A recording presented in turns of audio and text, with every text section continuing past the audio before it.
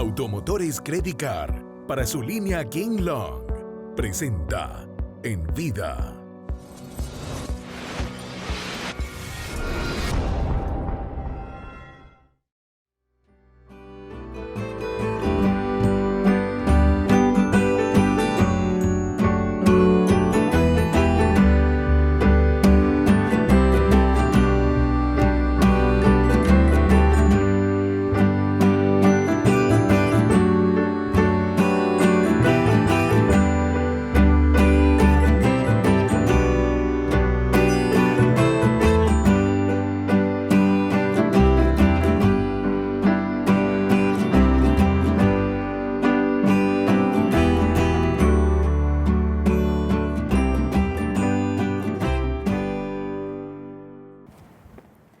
Jaime, bienvenido, amigo querido. Mi vida, muchas gracias. Qué gusto por la invitación. tenerte. Qué gusto. Adelante.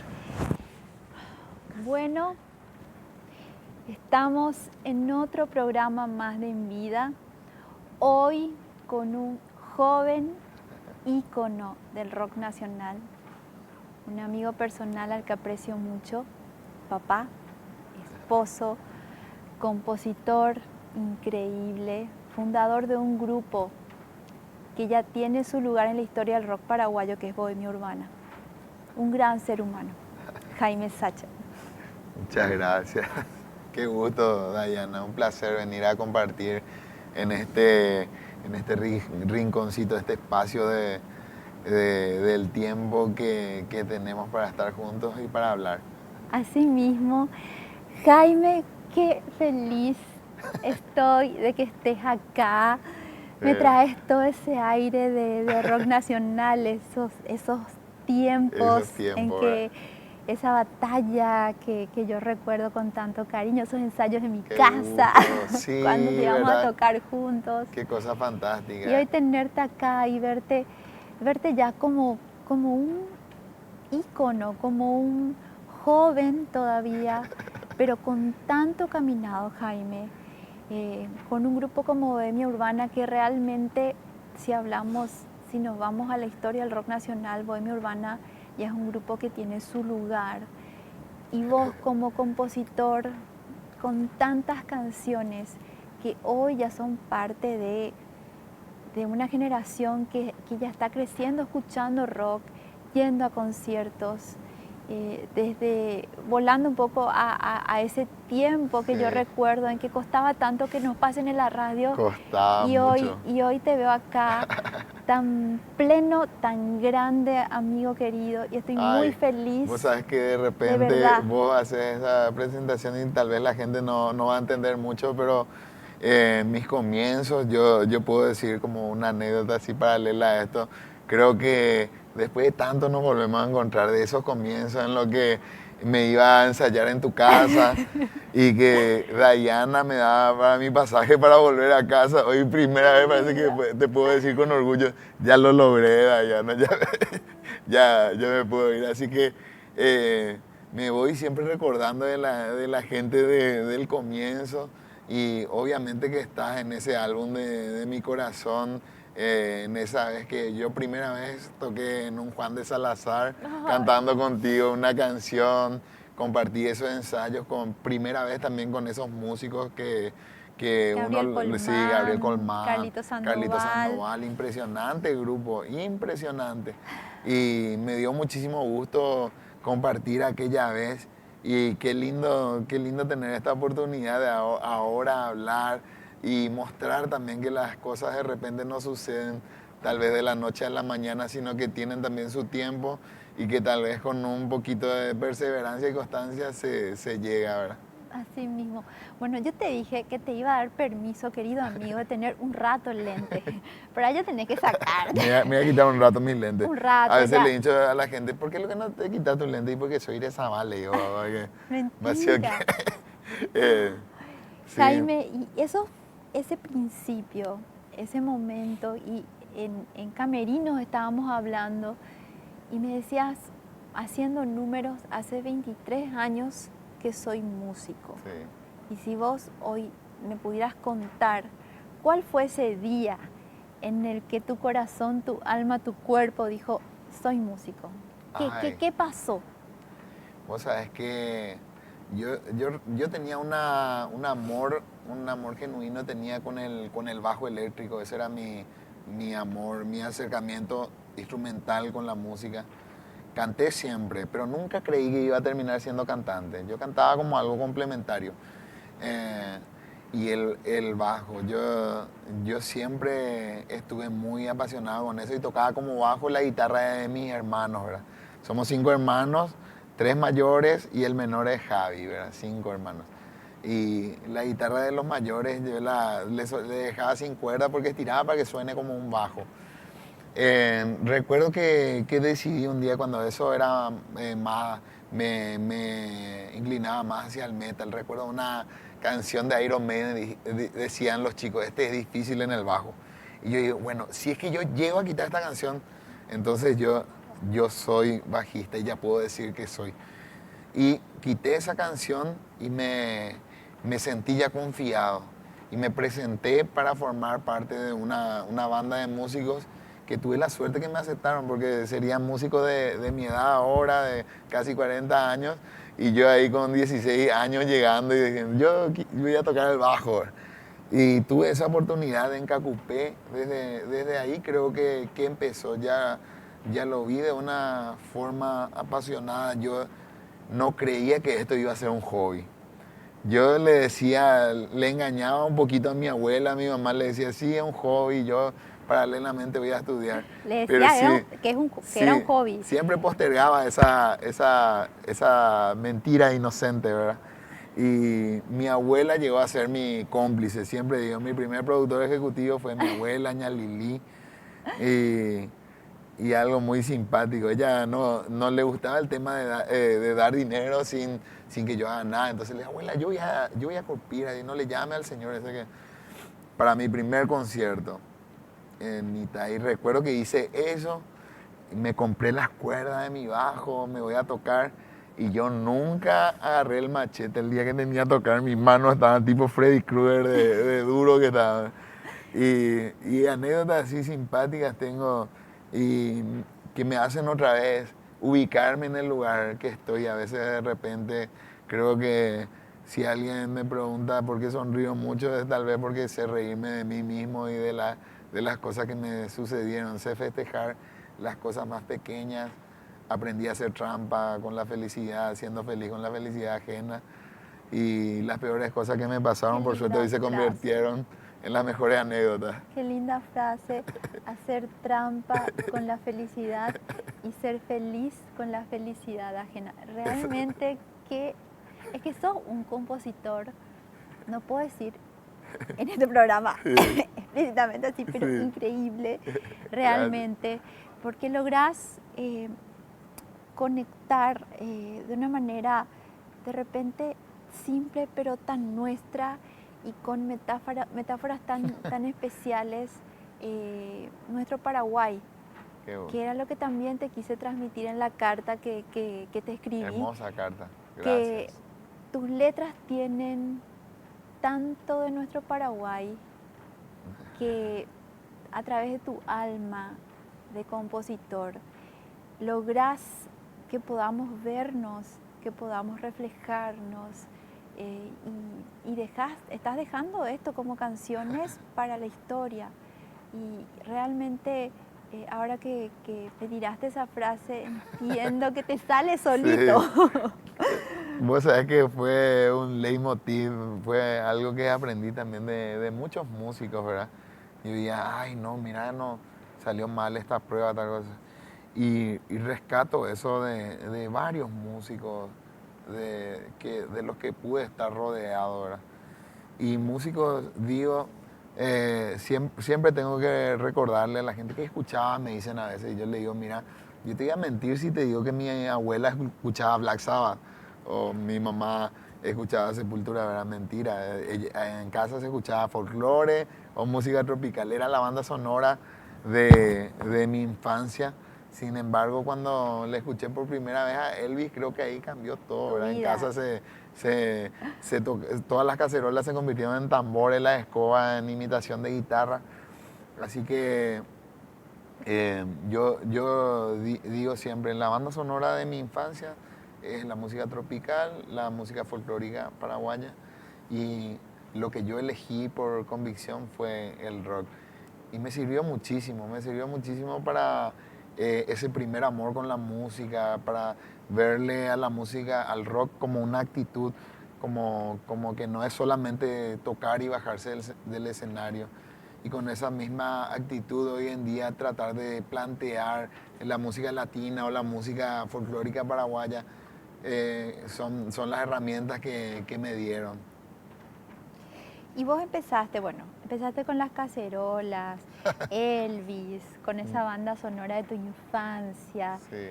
Y después de ese grupo donde empezaste como bajista, Sí. ¿cómo se fue desarrollando esa historia de Jaime? Porque estoy segura, Jaime, que nos están viendo muchos jóvenes que te ven, sí. que te ven y que sueñan con tener un grupo como Bohemia Urbana. Y estoy segura, mira, y me da pirí, de que estás inspirando a muchos jóvenes. Entonces, qué bueno. contame un poco, ¿cómo viene esa parte después del bajo, después de todo eso? ¿Cómo fue la historia? Como ¿Cómo la transición, ¿verdad? Y vos sabés que yo suelo contar esta historia porque muchos me preguntan, pero ¿cómo vos sos mayor que Javi y Salamandra es mayor que Bohemia Urbana? Y ahí le voy a dar un dato muy importante, ¿verdad? Que me sirvió muchísimo a mí. Yo siempre fui músico de otras bandas y no veía, como si llegué a componer medio que tuve vergüencita de mis propias canciones. Y estaba rodeado ya de músicos que tenían cierta exigencia conmigo, ¿verdad? Porque era muy, muy joven y ellos me limitaban algunas tonterías que yo quería hacer. Y entonces yo ya crecí con un poquito de más prudencia con eso. Sin embargo, Javi no tuvo esa oportunidad de ser músico de otras personas. Entonces él solito ya salteó esos pasos y él ya estaba armando sus canciones, él ya estaba armando su banda y yo me llegaba en casa y escuchaba, no puede ser. Y ahí les digo, mi inspiración para hacer mi propia banda fue Javi, mi hermanito menor. Eso me ayudó muchísimo ver que él tenga esa rebeldía, ese atrevimiento que por lo visto lo tenía un poco apagado. No, ¿cómo me olvidé de ser rebelde? Ahí me volví otra vez. Me volví otra vez a ese planteamiento. Mucho tiempo en Bohemia Urbana seguí siendo bajista y creía que en algún momento iba a encontrar para mi cantante, ¿verdad? Y un baterista llamado Bernie Vázquez, de por ahí, ojalá que esté viendo, me dijo, bueno, Jaime, yo acá te tengo que dar un stop porque ya probamos varios cantantes y nosotros siempre te escuchamos a vos cantar, así que mejor que cantes vos y de paso traemos un bajista para que marque mejor. ya me bajó la caña por los dos lados por si acaso me bajó la caña. No tenía la sabiduría en ese momento para levantarme y darle un abrazo y decirle gracias a Bernie Vázquez. Gracias, Sí, Bernie. gracias Bernie Vázquez. Eso digo ahora. En ese momento como que me afectó un poco. No, como si yo quiero ser bajista. Y su consejo hizo que yo termine siendo cantante de Bohemia Urbana, interprete mis propias canciones. Así que si le voy a decir algo a alguien que está empezando, no le voy a decir que la música es difícil, porque cualquier profesión es difícil. A veces se cree que solamente es así. No le voy a decir que en la música hay vicios, porque en cualquier profesión hay vicios. Le voy a decir que es algo fantástico, sí, porque es algo fantástico. Hacer música, compartir con artistas es algo fantástico. Pareciera ser, como dice Borges, la búsqueda del ser humano, ¿verdad? Bueno, y con esta frase me quiero ir a una pausa, que esto es fantástico. Esto es fantástico. Esto es fantástico. Estamos con Jaime Sacher. Vamos a una pausa, esto es En Vida.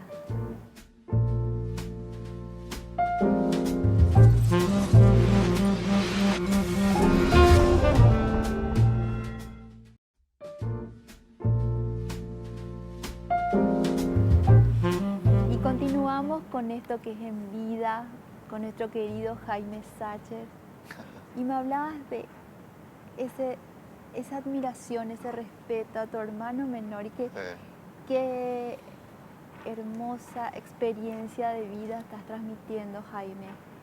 Contá un poco de tu infancia, de tus hermanos, de tu papá, tu mamá, tu abuela, que veo que es un personaje. Sí, No, importantísimo. Esa imagen de productor ejecutivo no me quedó acá. Sí. Ya le veo a tu abuela. Sí, ña Lili. Una capa. Totalmente, productora ejecutiva de Salamandra y de Bohemia Urbana. Bueno, mira, mi madre fue profesora de escuela primaria y en una ciudad tan chica como Ipacaraí es como que a la mitad de la población casi le enseñó a leer y escribir, ¿verdad? Porque enseñaba en primer grado. Y entonces tenemos muchísima gente que se recuerda de mamá por eso.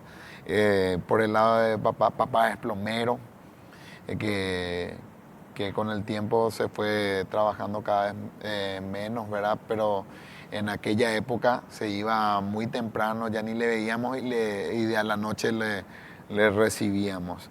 El ambiente familiar siempre fue bullicioso porque somos 5 varones que gracias a abuela aprendimos a respetarnos, a querernos, a ayudarnos, ¿verdad? Nos ponían juegos o historias que la gente antes hacía para que vos jamás te des cuenta que eras pobre o lo que sea, ¿verdad? O que la situación estaba mal, antes se ocultaba mucho eso, ¿verdad? Y, por ejemplo, qué sé yo, las ropas que se iban de herencia, ¿verdad? Vos le veías a tu hermano mayor y decías, dentro de 5 años esa remera va a ser mía. Mi remera. Sí. Y de hecho era trofeo, así, era como, ¿verdad? claro, Era un trofeo, sí, claro. cosas que se hacían así. De hecho que hoy en día cocino de repente para 3 personas, ¿verdad? 2 personas y media, para mí, mi señora y para mi hijo. Y digo, ¿cómo hacía mi abuela para que en esa época nunca falte? Porque yo tengo una conciencia de abundancia sobre eso, ¿verdad? La multiplicación de los panes creo que era uno de los dotes de mi abuela, ¿verdad? Pensando en eso. Ese ambiente nos unió muchísimo a nosotros y hizo que sepamos también apreciar y querer a los amigos, ¿verdad? Papá no, era un poco duro a veces en algunas cosas que hoy en día valen mucho para mí. Por ejemplo, si venía un invitado, un primo, entonces a nosotros ese día no nos tocaba la gaseosa y decía, no, porque ese va a ser para él. Para el invitado. Aunque alcance, ¿verdad? No, hoy no te toca porque vos le das a él. Y vamos a preparar un colchón, dale, para el colchón ahí. Y vos te acostás en tu cama y no, vos en el colchón, tu amigo va a estar en tu cama. Y cosas así que hicieron que uno sepa de grande darle ese valor, por lo menos conservar un poquito a la amistad, ¿verdad? Que son los amigos, son los parientes que nosotros elegimos. Y la familia que elegimos. La familia que elegimos y a veces con el tiempo tan vertiginoso se nos hace difícil cuidarle o darle la atención que hubiésemos querido darle a los amigos, ¿verdad? Eso marca mucho mi infancia, marca mucho lo que es hoy porque puedo decir que mis 4 hermanos son mis mayores ídolos, no solo Javi. Javi es el más conocido, ¿no? En términos de mi papá pues se oponía a que seamos músicos, todos. ¿En serio? Los 5 somos músicos y se opuso a los 3 primeros, conmigo y medio ya no pudo más. Y con Javi como yo ya crucé, él ya pasó directo. Y tenían mucho miedo de que fracasemos económicamente, que creo que va a ser el miedo de cualquier padre, ¿verdad? Al dedicarse a algo. Yo le digo a los jóvenes y le digo a los padres también, mira, en cualquier profesión se puede tener éxito, en cualquier profesión se puede fracasar. Primera regla es el trabajo.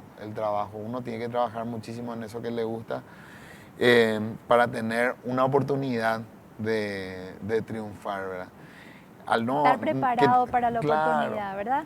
El ensayo individual, el ensayo grupal, tu prueba de sonido, las entrevistas, todo estar fuertemente, esas son tus preparaciones.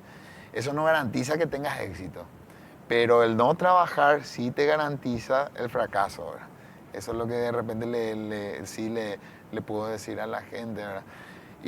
Pero por suerte conseguimos con nuestro trabajo nosotros ayudar en los préstamos de mamá, qué sé yo, incluso Javi que le compró un vehículo a papá. Y igual, hasta le preguntaba a papá, ¿cuántos hijos tenés? Y tengo 5 hijos, 3 trabajan y 2 son músicos. Tipo, no quiere echar, pues. Entonces sigue él con esa broma, sigue él con esa broma, pero está súper orgulloso de nosotros. Trata de no demostrarlo tanto para que no se quede mal él por todo lo que nos contrarió. Y sobre eso de que los padres se opongan a que vos hagas algo, tuve experiencia en la época de jurado que muchos jóvenes decían lo mismo. Y se me ocurrió un día decirle a uno, porque me parecía que le estaba exponiendo a sus padres. Le digo, mira, lo mejor que te puede pasar es que tu mamá y tu papá se opongan a lo que vos querés hacer. Porque esa va a ser la barrera más fácil de cruzar el día que te dediques a la música.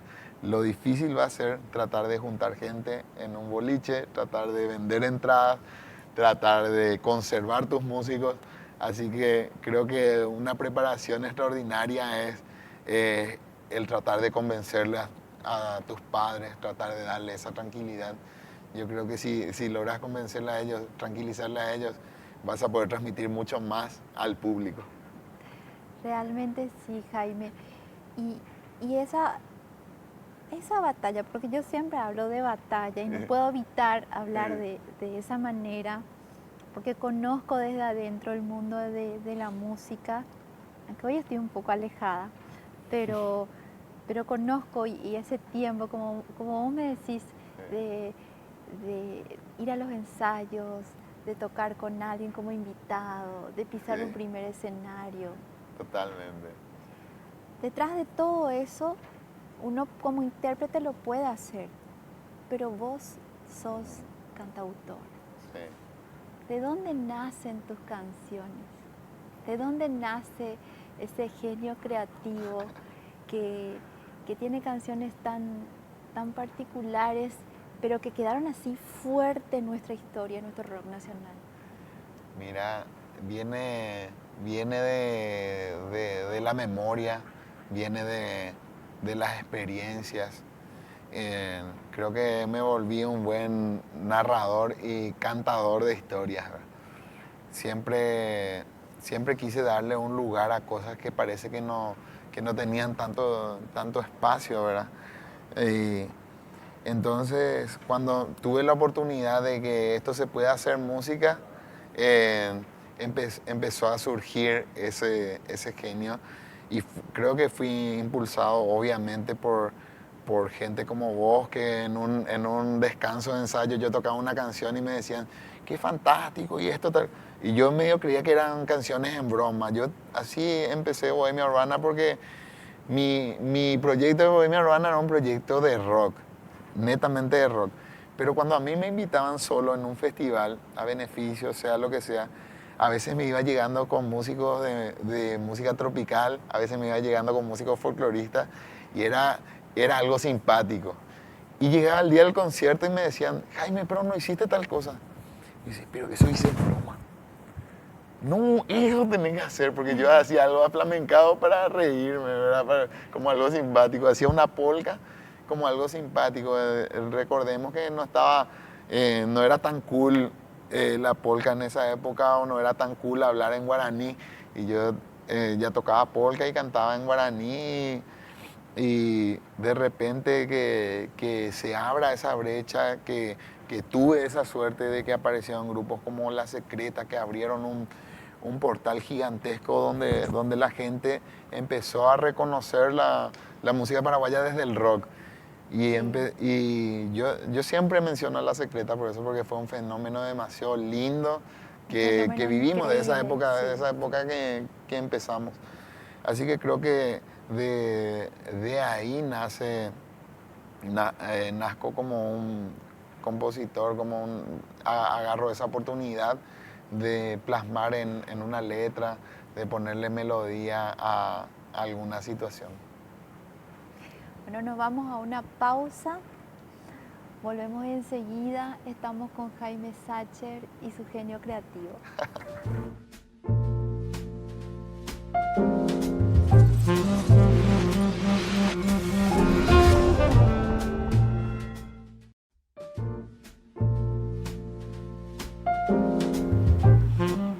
Y estamos aquí en este espacio de vida llamado En Vida Corazón Abierto con nuestro querido Jaime Sacher. Jaime, esto de componer, de la música paraguaya, de ese momento que viviste, meter el guaraní en las canciones, de la autogestión, Sí. de la autogestión. Y de eso me gustaría que me puedas hablar un poco de ese caminar. Qué linda, sí. De ese caminar, porque yo me imagino lo que habrá sido viniendo del interior. Exactamente. No es la misma batalla que si sos de Asunción y comenzás Totalmente. acá. Y eso es un mérito inmenso que vos y Javi tienen, porque lo lograron. Y mira que... Lo lograron así, lo lograron y siguen.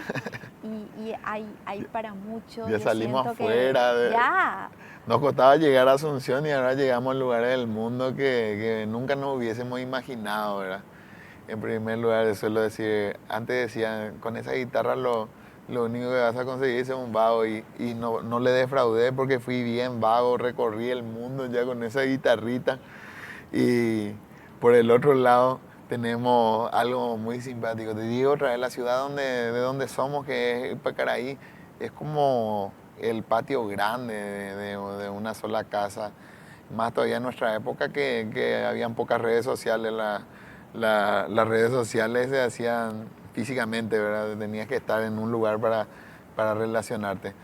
Y tenemos mucha gente involucrada desde algo tan simple como conseguir el pasaje para venir acá a Asunción, porque convengamos que nos dedicamos plenamente a la música, todavía sin tener un rédito económico. Pero si no lo hacíamos, iba a ser difícil llegar a donde llegamos.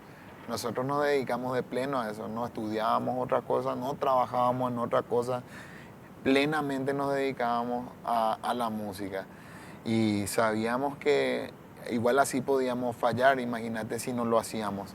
Entonces, nosotros tenemos involucrada para que esto pueda suceder gente que nos ayudó en eso. Y mucha gente ni siquiera se recuerda. Yo le digo, vos me dabas mi pasaje. Y yo hoy me recordé, yo dije, Dayana no se recuerda de esto porque ya me ve ahora acá. Ahora ya me ve acá, ¿verdad? Realmente me mataste, pero cuando dijiste me acordé Sí, y fue así. Claro. Y realmente me Y yo emocionaste mucho porque yo digo... Turno puesto, otra vez ya me quedaba a comer en lo de Dayana, en cocina riquísimo. Gracias, Jaime.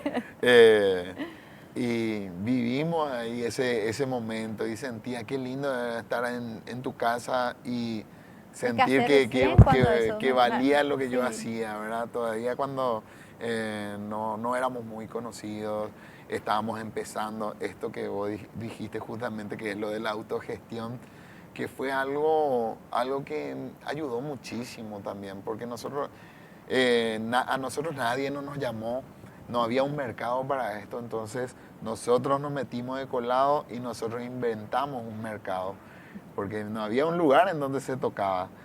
Era golpear puertas en los bares, sí, totalmente. Llevar equipo. Hoy en día me preguntan, ¿cómo haces cómo el tema de los contratos era antes? Y yo me río porque no existía, hablar de un contrato yo me iba a reír, nadie me contrató nunca. Nosotros hacíamos los conciertos. La primera vez que vinimos en Asunción me ayudó mucha gente de teatro también. Y golpeando puertas, recuerdo que un sirio libanés me abrió las puertas de su local, que era un local de karaoke. El karaoke estaba entrando recién, en los años 2000. Y me abre las puertas, sí, vení, toca ahí. Y como nos abrió las puertas, hicimos, la primera vez fue una muestra de pintura del artista Pablo Medina Comanich, un gran artista, un artista plástico. Iba a ser su muestra de arte y quería que toquemos. Yo le dije, no, es que no estamos todavía. Sí, dale, sí, así nomás. Y tocamos y hubo como 35 personas más o menos. Y la segunda vez aprovechamos que ya nos abrieron las puertas ahí y nos hicimos los locos y dije, ¿será que nos van a dar? Y pedimos, sí, a ellos les gustaba. Entonces era algo como que era muy difícil de asimilar porque vos siendo músico tenías que tocar covers.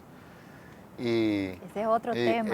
En esa época tenía que ser así. Mi primer contrato en Cacupé me dicen, pero ¿cover de qué haces? Yo, mira, yo no hago cover de Enanitos, pero tengo temas parecidos a Enanitos. No hago temas de Maná, pero tengo temas tipo Maná. Así esa fue mi forma de vender. Así te vendía. Así me vendí. Y por suerte me aceptó. Mi primer concierto fue en la chopería, el rancho se llamaba en Cacupé.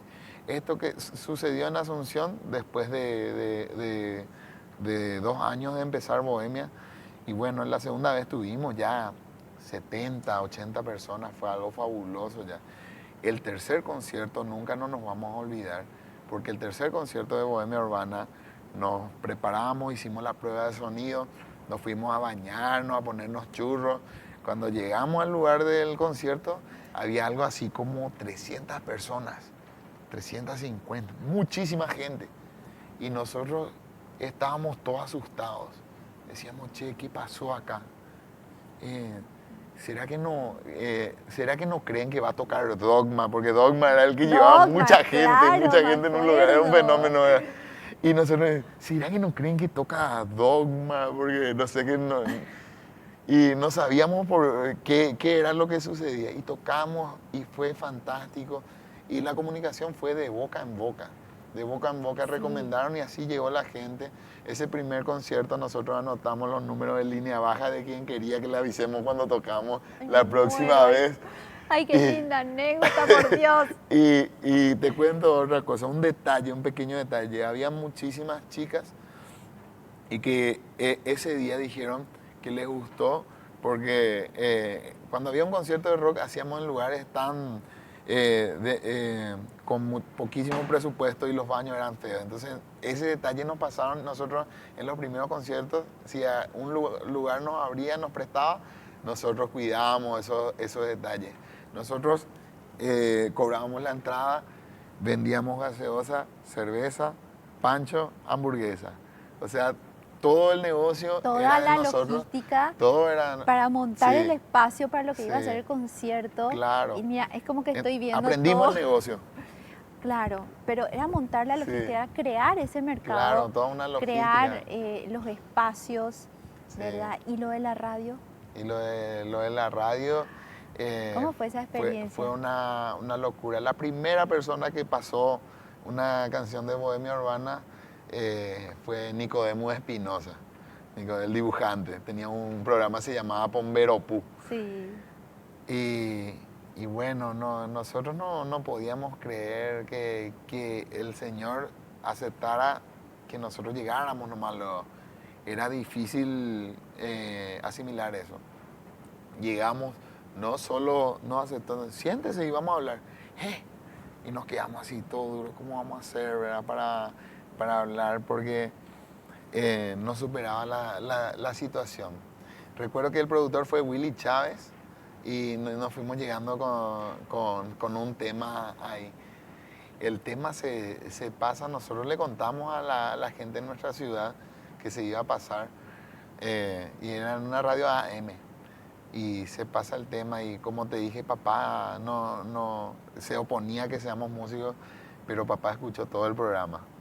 Después de mucho nos contó, él sabía todo lo que sucedió, ¿verdad? Era un fan así escondido. Sí, por supuesto que bajo perfil. Bajo perfil, así, no quería demostrarnos tanto.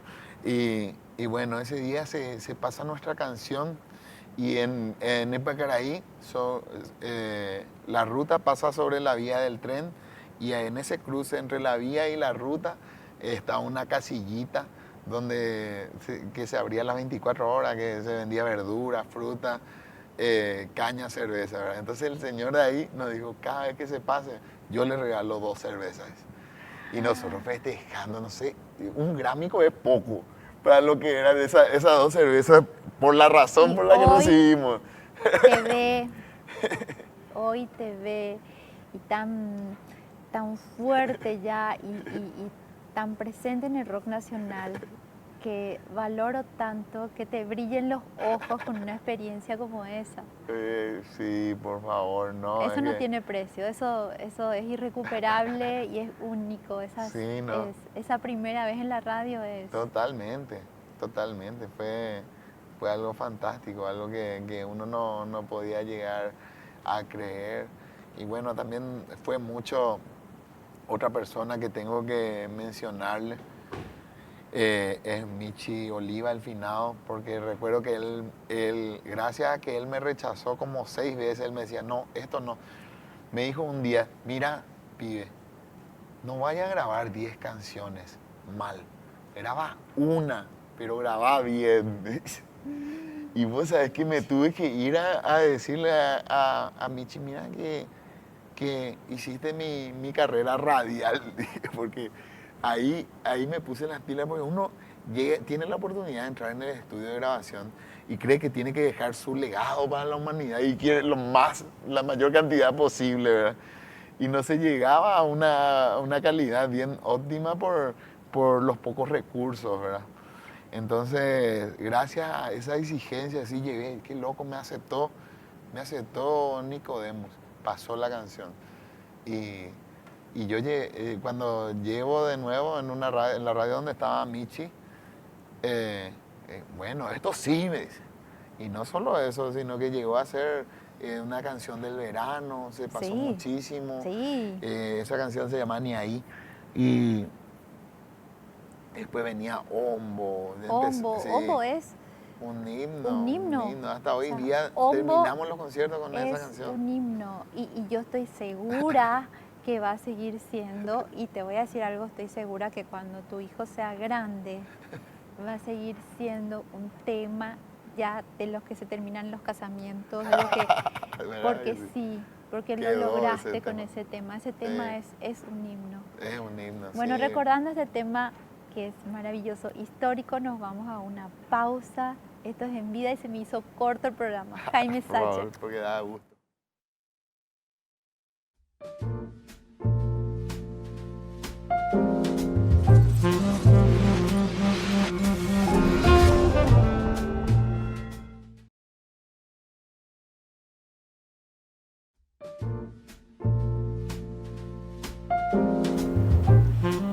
Y volvemos con esto que es En Vida, estamos con Jaime, hicimos como un recorrido, nos faltó mucho, yo sé que si nos ponemos a hablar de toda tu historia, siendo un hombre tan joven, igual es vasta, es larga, es inmensa, pero me gustaría caminar por otro lugar, un poco más desde adentro, para adentro, ¿verdad? A ese mundo interior que tenés, que es tu familia.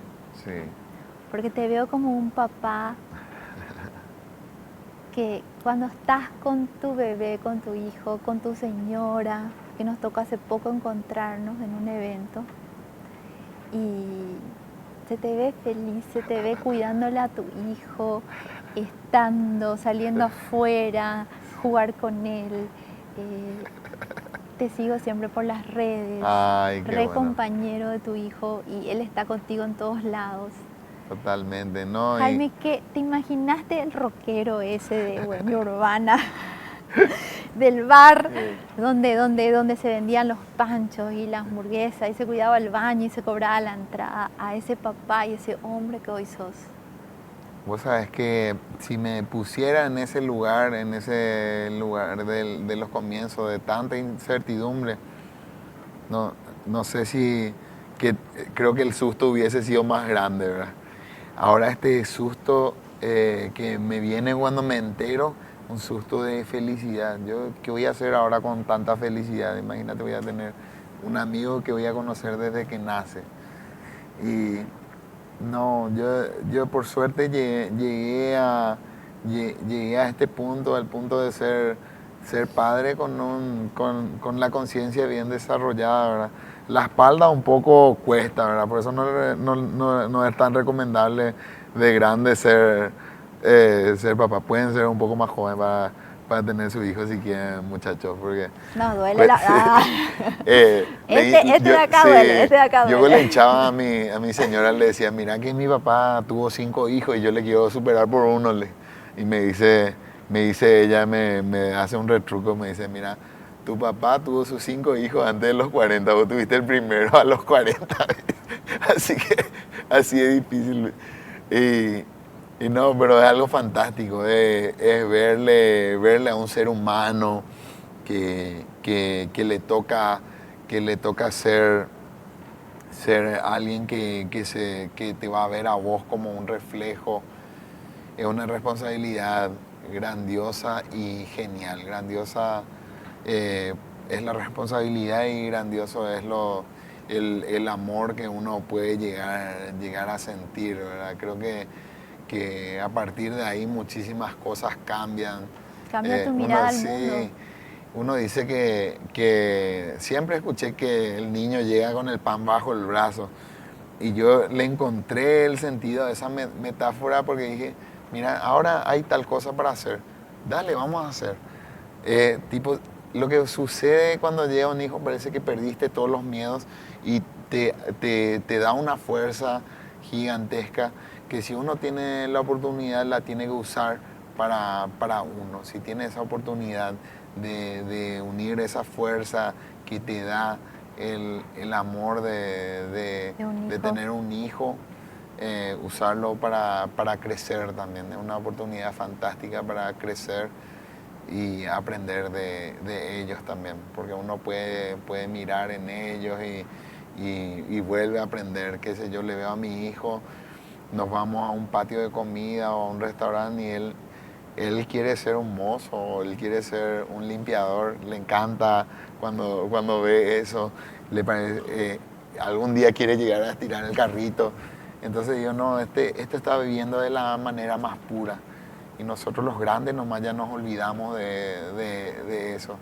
Y trato de volver a aprender. La magia de cada pequeña Sí. cosa de la vida que los niños nos transmiten desde su inocencia. Y cada edad es maravillosa, cada edad tiene su magia, su locura, el cansancio de los padres. Totalmente. Y los padres que cada tanto tienen que recordarse que son novios, ¿verdad? Porque tu esposa, tu compañera, sí, le tocó sí. casarse con un rockero. ¿Verdad? Claro, ¿Eh? ¿no? Eso vale oro, alguien que te acompañe en esta aventura. Y creer en vos, Sí, como por papá, favor. como un hombre que, bueno, que sostiene la casa, que está, Sí. y tomar la música como un trabajo. Totalmente. Y eso es realmente un mérito inmenso en nuestro país. Sí, es algo que se tiene que trabajar. Cuando de repente solamente en los músicos parece que se ve esa responsabilidad de que del emprendimiento propio surja, pero hoy en día veo un montón de gente en cualquier rubro que se anima y hace. ¿Verdad? Actores, bailarines, sí, actrices, bailarinas, cocineros. Así que cuando tengan un sueño, no tengan tanto miedo. Sí asegúrense de trabajar por eso, asegúrense de ser felices mientras están trabajando, porque no hay nada más lindo que trabajar por eso que vos amás. Y nunca vas a sentir que estás trabajando, como se suele decir. Y creo que ahí vas a encontrar el camino. Yo le quiero advertir a la gente que es muy difícil tener dos vidas. Algunas veces uno cree que va a ser lo que ama, va a ser de hobby y que va a ser algo que no le gusta para sustentarse. esa vida es muy difícil porque en esta competición hay mucha competencia en esto, en lo que vos creíste que ibas a hacer para solventar tus gastos y no vas a tener tiempo para eso que creíste que iba a ser un hobby. Así que por favor vivan sus vidas y trabajen muchísimo en eso que aman porque ya tienen su primera paga, que es hacer lo que les gusta, ¿verdad? Y estar vivos. Sí, totalmente. Estar vivos y estar sanos. Sí, totalmente. Y poder descubrir en el corazón lo que uno quiere, lo que uno ama y para qué vino a este mundo. Totalmente, totalmente. Y amar a los que los rodean sin ningún miedo. Es tiempo de que la gente libere ese amor que tiene con sus padres, no tengan miedo con sus hermanos, con sus amigos. Así que de esa forma se vayan fortaleciendo, ¿verdad? En un mundo que cada día pasa más rápido y que hay menos tiempo. Creo que ese es el consejo que puedo dar. Si vos me pudieras en una frase decir cuál es el Paraguay que vos desde tu lugar de compositor, de cantautor, de paraguayo, de laburante de la música, le querés dejar a Esteban. Un Paraguay honesto. Ese es el que quiero. Gracias, Jaime. Gracias por estar en este programa. Gracias a amigo vos, mi querido. vida. Gracias a vos, mi corazón. Gracias de verdad. Me emociona mucho tenerte acá, de verdad. Ay, por favor, muchísimas gracias. Qué lindo este lugar mágico donde nos sentamos a conversar, a hablar un rato de tantas épocas. Y pasó el tiempo. Bueno, y esto es En Vida, a corazón abierto, con un amigo del rock nacional. Quiero agradecer a las marcas que nos están acompañando: Automotores Credicar para su línea King Long, a Fundación Paraguaya, a Eva Noguera, a Madelina Alfajores, a Kerr Odontología, Digicolor, Fundación Saraquí, Raulito Servicio de Bocadito, La Tuamela, La Florería Los Claveles, Buchón Vino, que llega a Paraguay a través de Cinda, Quinta San Rafael, Alicia Plata Indumentaria, Dandres S.A., Palmaroga Hotel, Gens, Unamo Creando Espacios, Clínica Carmelitas y a Chiara Chiriani. Muchísimas gracias por acompañarnos esta tarde. Esto es En Vida.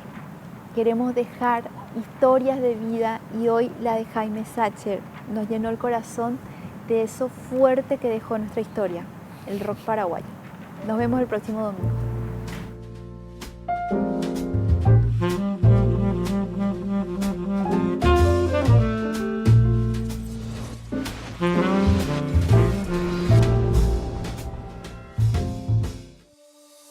Automotores Credicar para su línea King Long presentó En Vida.